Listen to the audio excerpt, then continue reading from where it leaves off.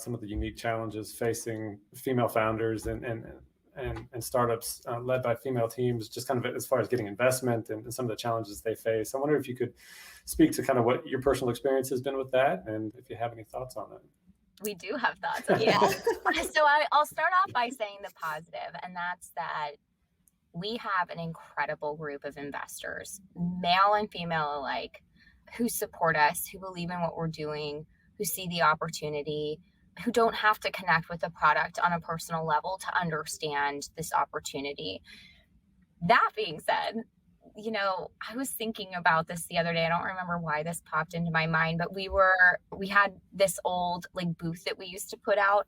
And I remember somebody came up to us one time, and it was a guy, and he was like, well, why don't you just not wear bras?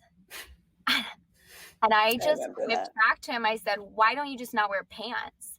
And he was like, his eyes got so big, and he took a step back, and I kind of the words came out before I even realized what had happened. But thinking back on it, I'm like, it's true. I'm like, first of all, that's not an option for so many women. A lot of women can't or don't feel comfortable and shouldn't have to decide between wearing a bra or not wearing a bra because they do or don't feel comfortable. I mean, you should be able to put on a bra and feel like your best self or not, and vice versa. For the women who don't want to wear bras, hey, I've been there too. We get it.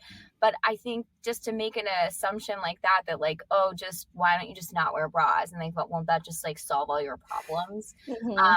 It's hard especially when we're dealing with a product that many men, don't have a personal connection to. So we do hear the whole oh, I have daughters, or my wife, or my sister, my aunt, my mom had a breast reduction, or they don't like this about it either. I hear it all day. Or, hey, I mentioned your idea, and they were really, their eyes lit up, and they were really excited about what you guys were doing. And so I think that there's a lot of positives to that, but it does create challenges when you talk to people who I don't understand the problem. I didn't even know there was a problem.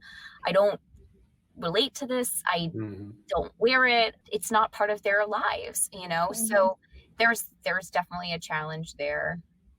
Yeah. And I think it is extensive, female founded companies versus male founded companies. I think we get invested 30 cents to the dollar, maybe it's 70 cents, one of those two. And that's fine and well and good. And I love it. Let's keep fighting the good fight. But for us, we want to start this company so we can be on the other side of the table, so we can represent, the female population, and maybe you invest in what you're comfortable in is what, people are saying, and you hire people who are like you. And so it's a lot of white men on the other side of the table. And so we're trying to bring diversity to that other side and keep our heads down. And when somebody tells us no, we're talking to the wrong person, and that's all it is. And we'll just keep going until we find the people who this does align with, because to your point, Ellery, this is not just that we're a female founded company. We're a female founded company selling a female focused product. So it's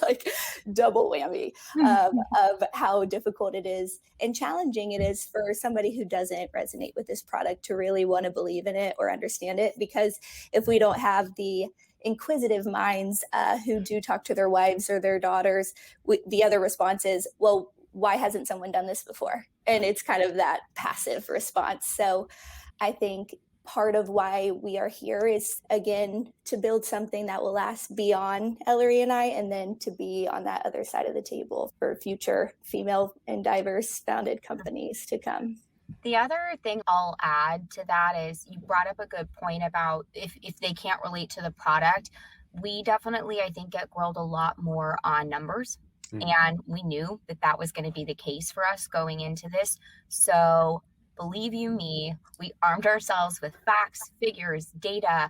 Our financials are, buttoned up. We know them inside and out. We tried to think about where are the weak spots, or where people would think that we had weaknesses, and let's make that our strongest. And make those our strongest points. And so it's not fair. That shouldn't be the way of the world. But we were we're not gonna let that be our weakness. So, I think we were just all right, challenge accepted. What, another challenge? All right, let's, figure out how to find a solve. I would say more often than not, we meet fantastic people on both sides.